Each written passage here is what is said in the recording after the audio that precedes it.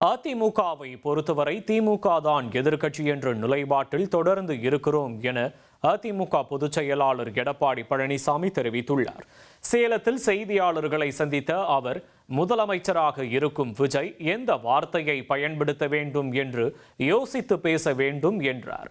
பேராசை காரணமாகவே ஒரு சிலர் அதிமுகவிலிருந்து விலகி மாற்றுக் கட்சியில் இணைந்துள்ளதாகவும் அவர் கூறியுள்ளார்.